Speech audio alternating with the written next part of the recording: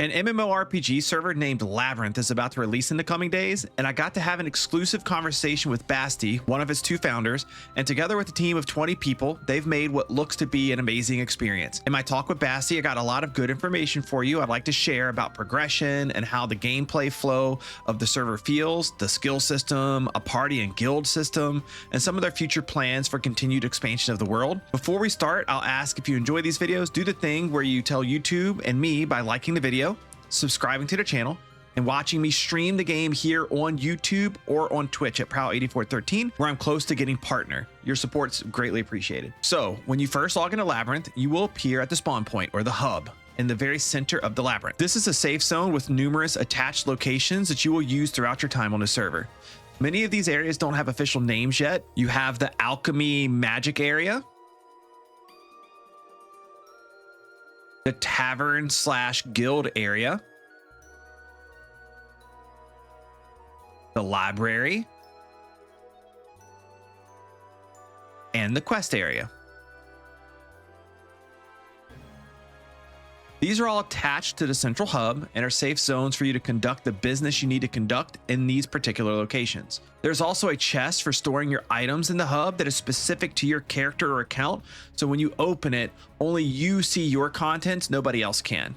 Now, up to 100 players can exist in one server instance at a time, and the labyrinth is divided into several instances, so this should keep the server feeling populated no matter where you go. Now, the labyrinth itself, it's enormous. Just traveling one path from center to end would take you over an hour until you're leveled up enough to be able to just blast through all the lower level mobs really quickly. To the best of my knowledge, generally speaking, the further you get to the outer areas of the labyrinth, the harder the mobs will get.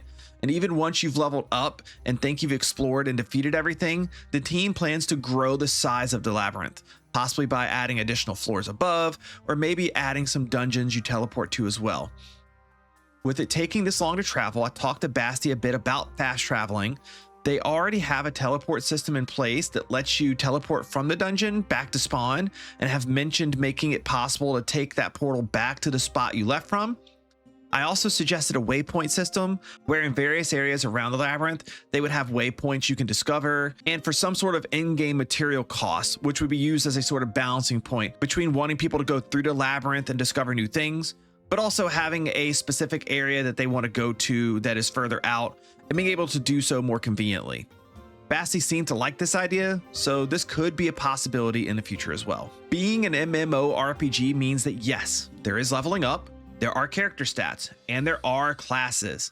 Kind of. Instead of picking a class and leveling it up, instead you'll level up combat styles with the different weapons that exist, whether those be melee weapons, ranged weapons, or magical ones.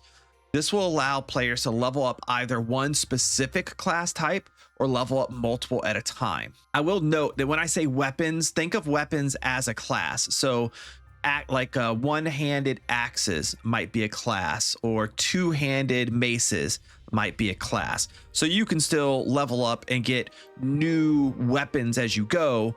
If it's within that same class of weapon, then your leveling that you've already done applies to that. In our conversations, I was wondering if there would be ways for players to shortcut this to sort of power level up other weapon classes, and they've already thought on ways to prevent this, so someone can't just rush up one weapon type to max level, then power level up all the other ones in a fraction of the time.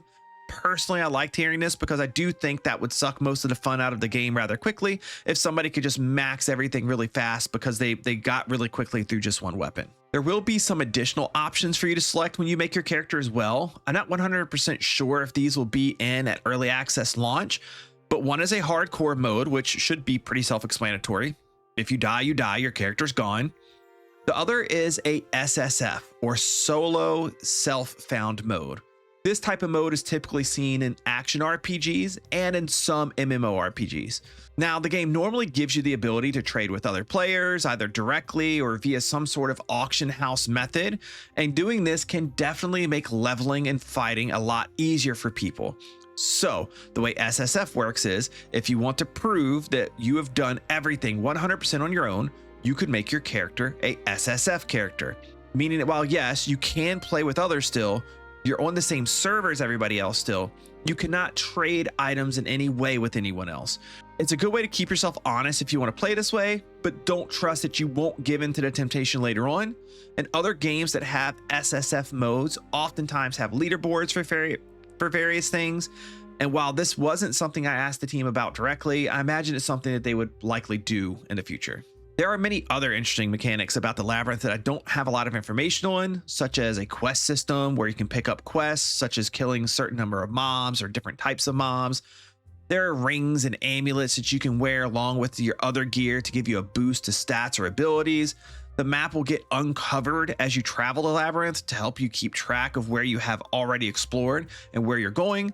And I'm sure there's going to be a lot more that I really don't even know about yet or didn't think to ask about. If you're wondering about the normally generated Hytale world, this actually does exist on Labyrinth as well. You can travel there to a player housing or guild housing location where you can build up a town or city with other players or with your guild. And I'm not 100% sure yet exactly how this looks or works, but Basti told me their idea was to make it so players could stay within a certain area of each other for the player housing area, but could still play and explore the normal Hytale world like normal. The main purpose of this area is to be your own personal housing area to decorate and relax in as you wish. At this time, I believe the intention is that you cannot take items found in the normal Hytale world back to the Labyrinth, but some items, mostly decorative ones that you find in the Labyrinth, could be brought back to your player housing. One of the drops or rewards they want to provide for players fighting through the huge maze is decorative ones that you can use for your house. So this could be a fun way to decorate your player housing or your guild housing and show off some of the accomplishments that you've made or your guild has made, or maybe find rare items that you can put in there to show off as well, almost as like a trophy. Also, you heard me mention guild housing a few times. That is because there is a guild system built into the server. You can start a guild and invite your friends with you. I'll be starting a guild for our community on the server once I start playing there. And as a guild, I believe you can have your own guild housing area where your guild members can build up a city or town-like area. One thing Basti mentioned as a possibility is that you would have the option to put your guild town in a PvP or a PvE server. If you choose the PvP option, there may be a guild versus guild system where guilds can raid each other. I don't believe this is something that is developed yet, so this whole idea could change, but the idea of it sounded fun. And again, it sounded like it would be optional. So if you don't care for this sort of activity, that's fine. You won't be forced to participate in it. Also, speaking about social systems really quick, there's also a party system built in. On screen, you see a screenshot of what that system looks like. This will make it easy to play with your friends and fight through the Labyrinth together to level up, find good gear, and explore to find what sort of treasures, biomes, and more exist inside of the Labyrinth. So lastly, I want to invite you all to come join me on Early Access Launch Day. I'll be streaming it live regularly after launch, so whether you're playing in the server with me or hanging out in the streams to see what I'm up to, I hope to see you around. If you'd like to support my Hytale content, please press the like button on the video, subscribe here, and follow on Twitch to catch all my content, and use code PROWL8413 everywhere creator codes exist inside of Hytale. I would greatly appreciate it. It's time for me to hightail it out of here, and I'll catch you next time in Orbis or in the Labyrinth. Goodbye.